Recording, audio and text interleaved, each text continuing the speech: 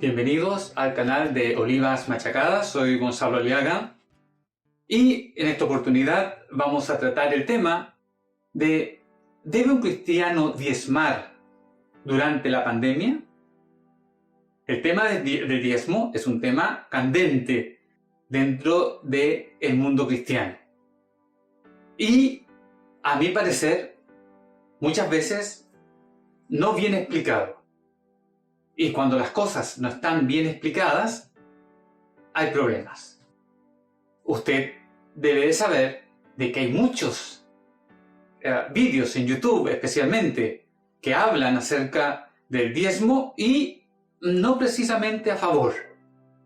Más bien hay muchos que hablan en contra del diezmo para este tiempo.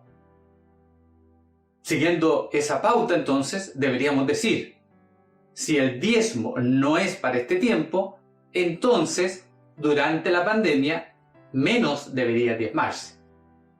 Pero para hacer esas conclusiones, o para llegar a esas conclusiones, primero tenemos que conocer la doctrina. ¿Ya? Hay algo que en la Escritura es claro. Dios tiene una revelación en la palabra paulatina.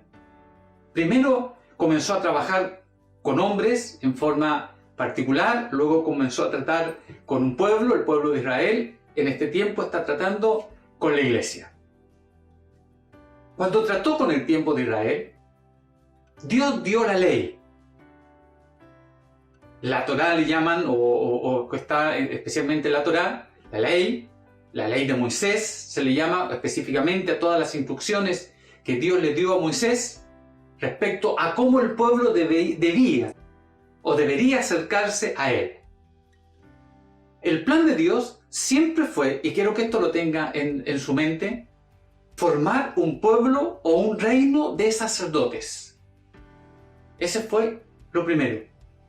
Un reino de sacerdotes.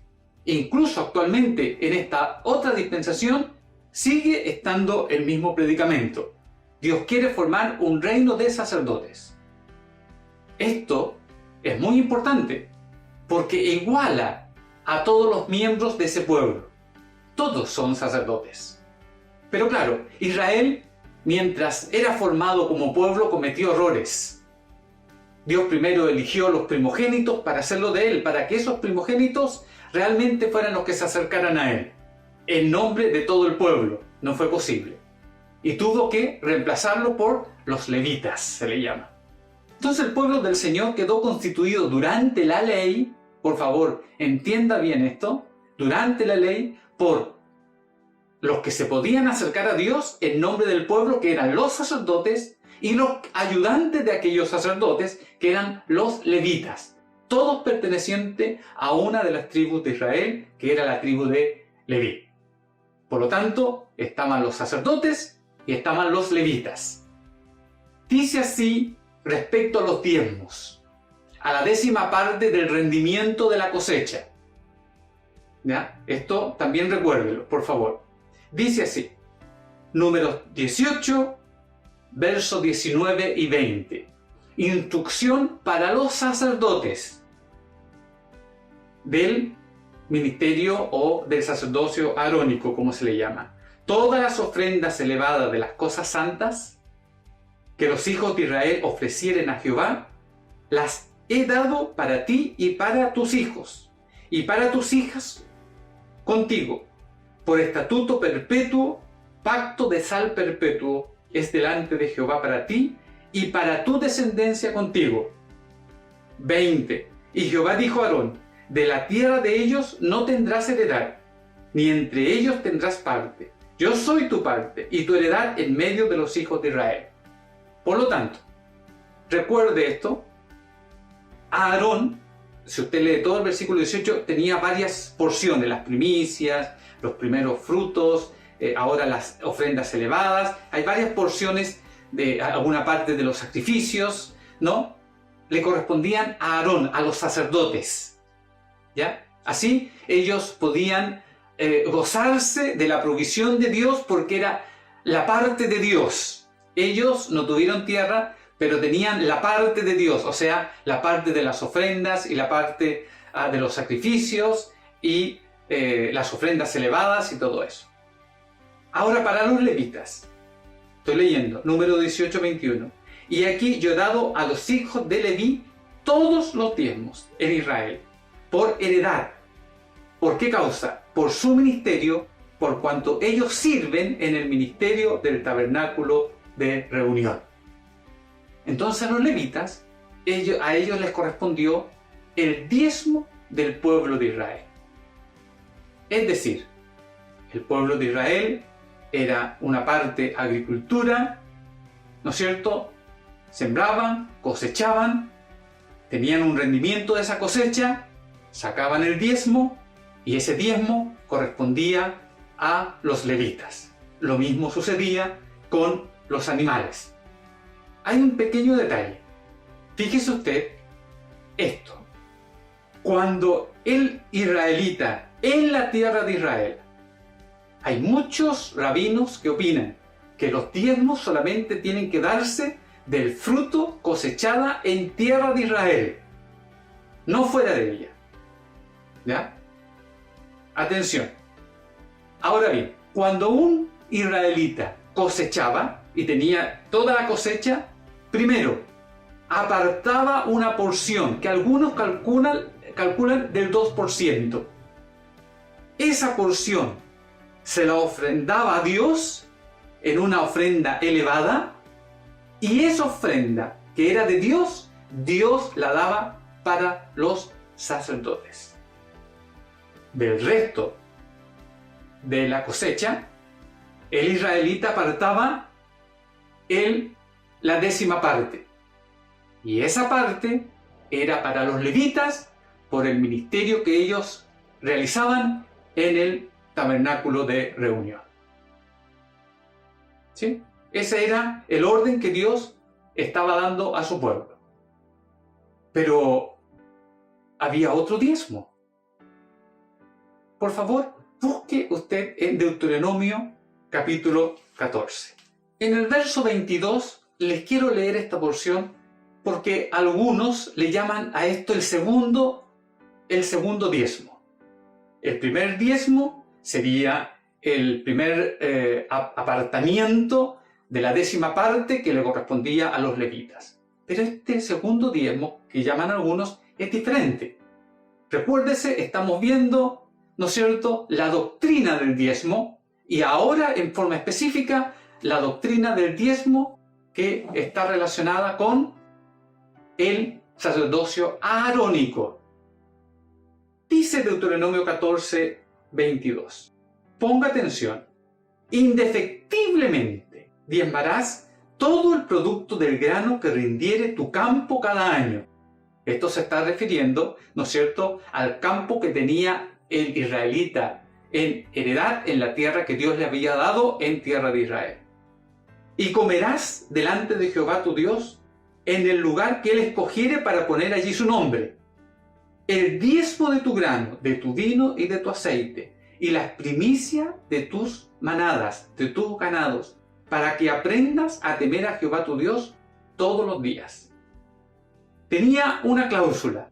Estaba un israelita lejos, él tenía su rendimiento, había apartado una 10ª parte para los levitas y ahora tenía que apartar una segunda parte, ¿ya?, que se llama el segundo diezmo.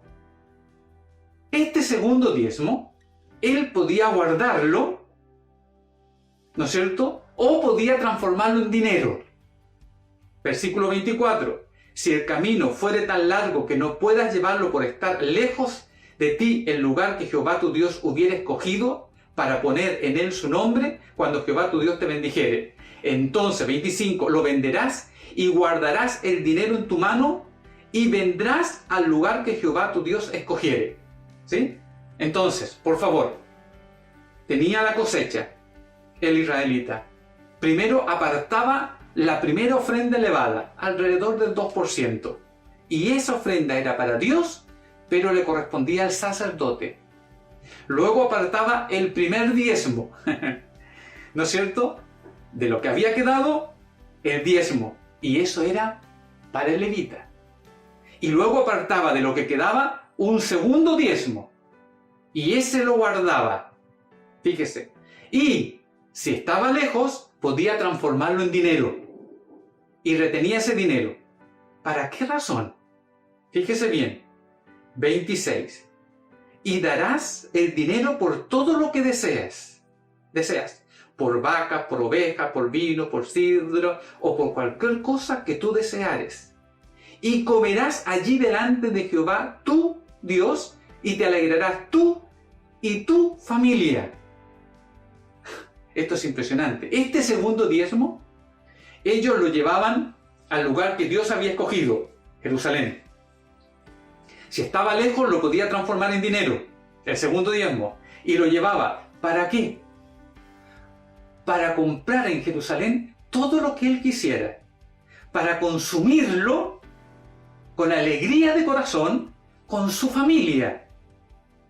Y en esta fiesta, porque ellos tenían mandamiento de 3 veces al año subir a Jerusalén, ¿no es cierto?, ellos disfrutar, ¿no es cierto?, de la comunión con su familia, con su pueblo y con Dios. Este segundo diezmo le correspondía a ellos mismos. Era disfrute para ellos. Dios le había dado provisión. No gasten todo, guarden el segundo diezmo para gozarse conmigo en Jerusalén junto a vuestra familia. Esto nos ha enseñado mucho, ¿no es cierto? Pero el diezmo también. Y luego venía un tercer diezmo. Se le llama el diezmo de los pobres. O el diezmo del año. Entonces, este segundo diezmo, ellos lo guardaban.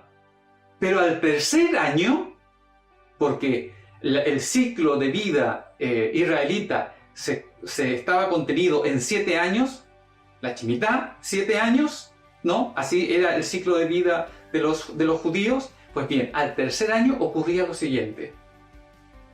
Al fin de cada 3 años, sacarás todo el diezmo de tus productos de aquel año y lo guardarás en tus ciudades.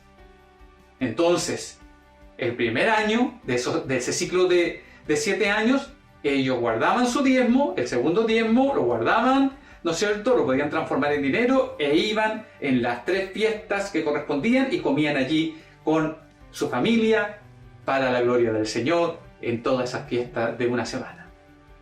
Segundo año lo mismo, pero al tercer año ese segundo diezmo era diferente, porque dice: vendrá el levita que no tiene parte ni heredad contigo, el extranjero, el huérfano y la viuda que hubiera en tus poblaciones. Estoy leyendo Deuteronomio 14, 29. Y comerán y serán saciados, para que Jehová tu Dios te bendiga en toda obra de tus manos hiciere. Ese diezmo del tercer año correspondía a los pobres. Y luego venía el cuarto año, que podía volver nuevamente a subir con su diezmo, el quinto año otra vez, y al sexto año una vez más, ese diezmo correspondía a los pobres. Es el diezmo de la caridad, el año del diezmo. Todos los necesitados gozaban del diezmo de los hijos de Israel. Eso es la ley, la doctrina del diezmo conforme al sacerdocio arónico. ¿Qué ha ocurrido? Que nosotros hemos tomado una parte de eso y hemos dicho: los diezmos son para los levitas. Entonces eso lo hemos aplicado en el Evangelio, ¿no?, en el tiempo de la gracia, a la iglesia, y así hemos administrado. Pero no sé por qué lo hemos hecho así. Se nos ha enseñado así y no hemos escudriñado las Escrituras, pero el diezmo tenía 3 o 4 facetas diferentes, muy diferentes. ¿Qué ocurre entonces con el diezmo? Si usted lo analiza como yo lo he visto ahora leyéndole estos pasajes a la luz del sacerdocio arónico, la verdad es que no tiene cabida dentro de la iglesia. Es muy difícil ajustar, ¿no es cierto?, el vino nuevo en odre viejo, dijo el Señor. Se va a romper el odre. Y por eso actualmente se está rompiendo ese odre y mucha gente ve los vídeos en YouTube y dice, pues claro, esto no es para este tiempo. Mucha gente, no todos, pero sí, mucha gente. Y con justa razón, porque la enseñanza no está precisa. La enseñanza está conforme al sacerdocio arónico. Se ha cometido un error ahí. Entonces, ¿qué hacemos con el diezmo en el tiempo de la iglesia, de la gracia? Hay indicación. En el Nuevo Testamento se habla muy poco del diezmo, pero se habla del diezmo de una forma diferente a lo que hemos pensado, por lo menos hasta hace pocos años atrás. ¿No es cierto? Nosotros tenemos un modelo, ¿ya? Este modelo de fe, se le llama el padre de la fe, es Abraham. Me gustaría referirme a Abraham y al sacerdocio, no arónico, sino al sacerdocio de Melquisedec. Que esto sí corresponde a la iglesia. Los principios de este sacerdocio de Melquisedec y los principios de fe de Abraham son los que corresponden. Y es el entorno en el cual el diezmo debería enseñarse en el tiempo del Evangelio, de la iglesia y de la gracia.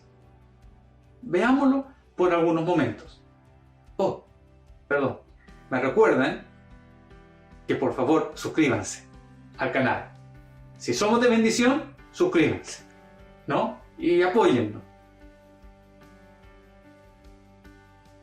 Ahora bien, ¿cómo vemos lo de Abraham? Por favor, no voy a usar todo lo que dice el Nuevo Testamento de Abraham, pero sí me quiero referir, por lo menos voy a usar una parte, ¿no? Por lo menos para mí, una de las partes más importantes de lo que trata de Abraham. Por favor, Romanos capítulo 4.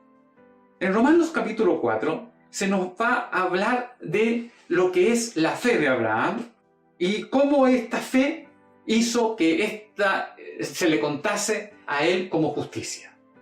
Pero quiero referirme a unos pasajes bien determinantes para que usted vea cómo la vida de Abraham está relacionada con nuestra vida hoy del Evangelio. Romanos 4, verso 9. ¿Qué es pues esta bienaventuranza? O sea, del perdón de pecado está hablando el 7 y el 8. ¿Solamente para los de la circuncisión? O sea, para el judío, para el israelita. ¿O también para los de la incircuncisión? Es decir, nosotros, los gentiles. Porque decimos que a Abraham le fue contada la fe por justicia. ¿Cómo pues la fe le fue contada? Fíjese el 10. Estando en la circuncisión, o sea, perteneciendo a Israel, o en pacto con Dios, o en la incircuncisión, es decir, como nosotros, gentiles. No en la circuncisión, dice, sino como nosotros, en la incircuncisión. Por lo tanto, lo que hizo Abraham antes de la circuncisión, por así decirlo, nos corresponde a nosotros. Fíjese bien, recibió la circuncisión como señal, como sello de la justicia de la fe que estuvo estando aún incircunciso, para que fuese padre de todos los creyentes no circuncidados, es decir, para que sea padre de todos nosotros. Por eso, el ejemplo de Abraham, se los vuelvo a repetir, es pertinente para la iglesia hoy, a fin que también a ellos la fe les sea contada por justicia, es decir, a nosotros. Y padres de la circuncisión, para los que no solamente son de la circuncisión, sino también siguen las pisadas de la fe que tuvo nuestro padre Abraham antes de ser circuncidado. Claro, nosotros debemos de seguir, porque somos de fe, ¿ya? Y la fe es lo que cuenta como justicia. Nosotros somos los que seguimos las pisadas de Abraham antes de la circuncisión, ¿ya? Nos corresponde el Evangelio, es para el Evangelio esa parte. ¿Qué sucedió antes de la circuncisión? Por favor, Génesis capítulo 14. En un pasaje precioso de la Escritura, Abraham aún no había ni siquiera cambiado de nombre. Por lo tanto, según Romanos capítulo 4, incircunciso, no se le había cambiado el nombre, por lo tanto es padre de todos nosotros que seguimos las pisadas del padre de la fe de Abraham. ¿Qué es lo que ocurrió? Pues bien, hubo una guerra entre 4 reyes contra 5. Los 4 reyes vencieron sobre los de 5, tomaron posesión, un botín, incluyendo a Lot. Abraham, viendo que su sobrino había sido tomado prisionero, se alió con Aner, Escol y Manré, ¿no es cierto? Y 318 de los siervos nacidos en casa a rescatar a su sobrino Lot. Hasta aquí todo claro. Cuando volvía, ocurrió lo siguiente. Génesis 14, 17. Cuando volvía de la derrota de Kedor Laomer y de los reyes que con él estaban, salió el rey de Sodoma a recibirlo al valle de Sabe, que es el valle del rey. Entonces Melquisedec se adelantó. Rey de Salem, otro rey. Pero también este era sacerdote del Dios Altísimo. Y este sacerdote sacó pan y vino. Y le bendijo, diciendo, bendito sea Abraham, ¿se acuerda? No ha cambiado el nombre, ¿ya? Del Dios Altísimo, creador de los cielos y de la tierra. Y bendito sea el Dios Altísimo que entregó tus enemigos en tus manos. ¿Y cómo respondió Abraham? Le dice, Abraham le dio los diezmos de todo. Esta porción de la Escritura sí corresponde a la gracia. Si enseñamos el diezmo conforme a esta Escritura, hay muchas posibilidades que el hombre y la mujer del 2020 lo entienda. Si lo enseñamos conforme al sacerdocio arónico, es muy complejo. Porque es vino nuevo en odre viejo. Es muy complejo. No va a calzar, van a haber problemas y van a surgir miles de youtubers diciendo no corresponde. Sí, y creo realmente que la iglesia no debe de tomar las medidas del sacerdocio arónico como suyas. El principio sí, pero no toda la medida, no toda la forma, no corresponde. Pero sí corresponde el diezmo conforme lo dio Abraham al sacerdote Melquisedec. Eso sí, eso pertenece a la iglesia. ¿Ya? ¿Por qué razón pertenece a la iglesia? Porque el sumo sacerdote que tenemos nosotros, que es Jesucristo, es sumo sacerdote conforme el orden de Melquisedec. Quiero leérselo para que quede constancia bíblica. Por favor, Hebreos capítulo 5. Dice lo siguiente. 5:5. Así tampoco Cristo se glorificó a sí mismo, haciéndose el mismo sumo sacerdote, sino el que le dijo, el Padre, tú eres mi Hijo, bendito sea el Señor. Yo te he engendrado hoy. Y como también dice en otro lugar, tú eres sacerdote para siempre, conforme el orden de Melquisedec. Lo que corresponde a la iglesia ahora es el orden de Melquisedec, no el orden sacerdotal arónico. El diezmo de Abraham fue conforme al orden de Melquisedec. Había otro diezmo, pero es conforme al sacerdocio arónico. Son diferentes. Quiero seguir leyendo, por favor. Hebreos 5, el 7. Y Cristo en los días de la carne, ofreciendo ruegos y súplicas con gran clamor y lágrimas, al que podía librar de la muerte, fue herido a causa de su temor reverente. Bendito sea el Señor. Así el Señor luchó por nosotros. Y aunque era hijo, por lo que padeció aprendió la obediencia. Y habiendo sido perfeccionado, vino a ser autor de eterna salvación para todos los que le obedecen.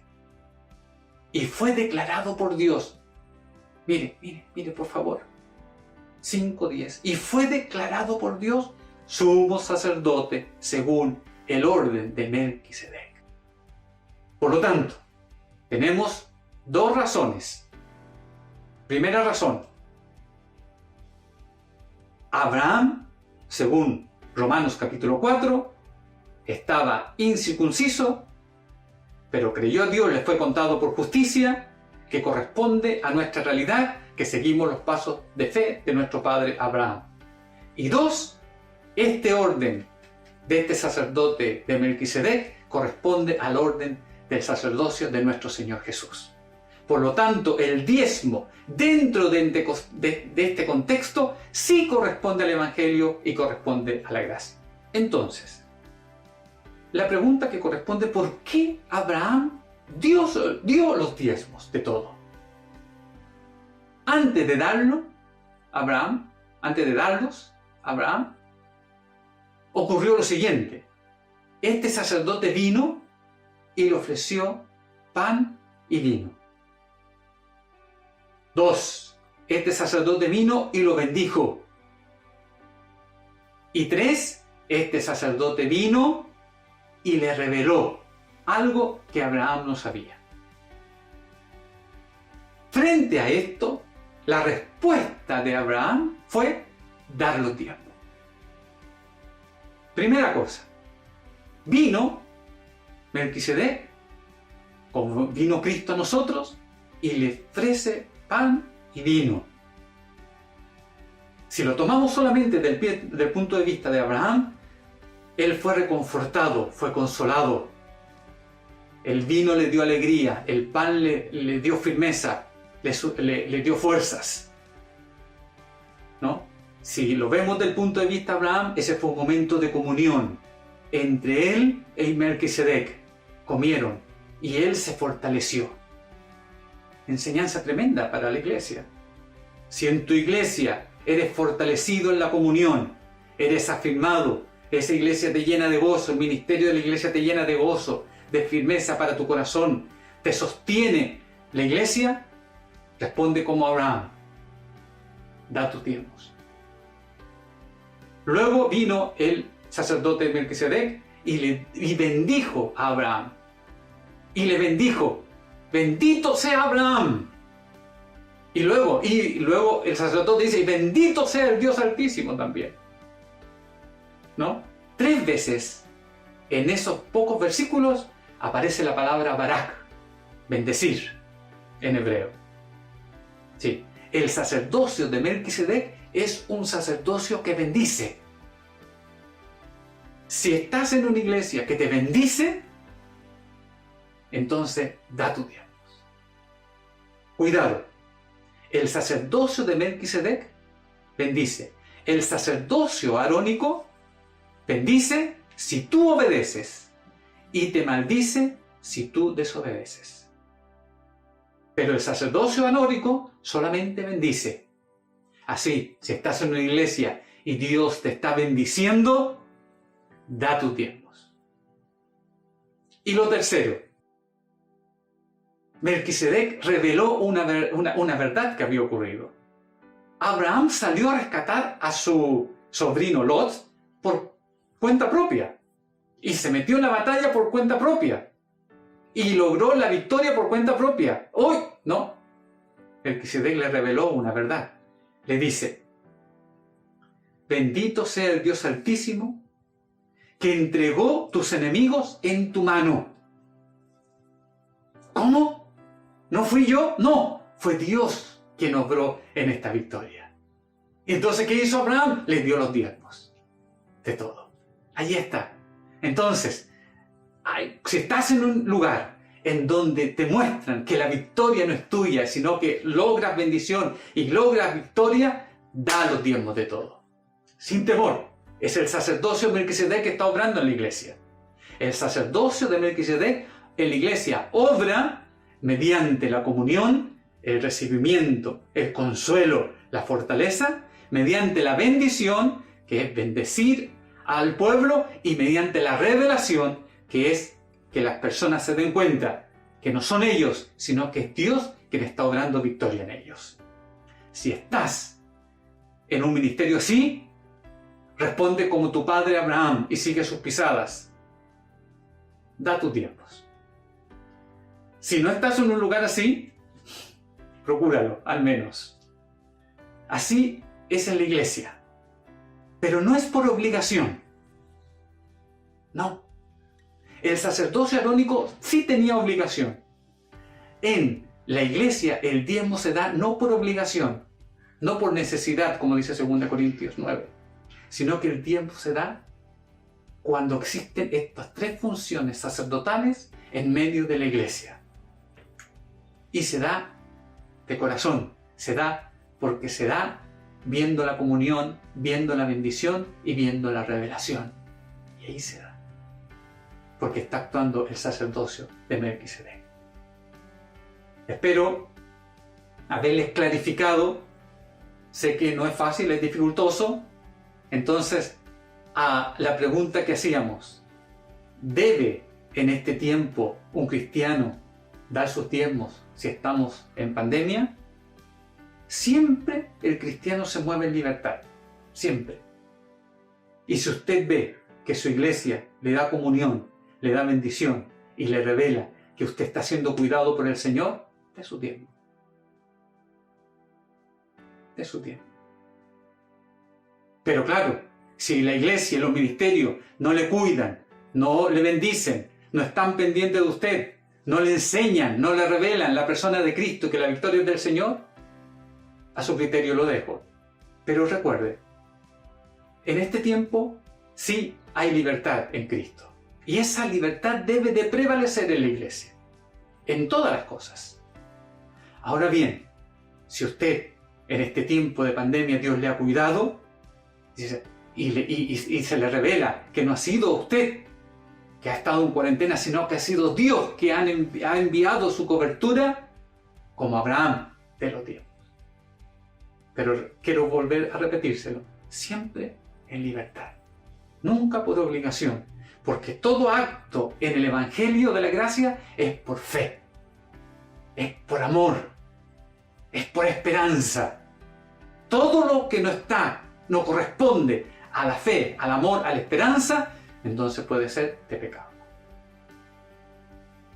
Dios les bendiga y recuerden, si quieren colaborar con este ministerio, allí en la pantalla, Zelle para los que están en Estados Unidos y para los que están en el resto del mundo, PayPal.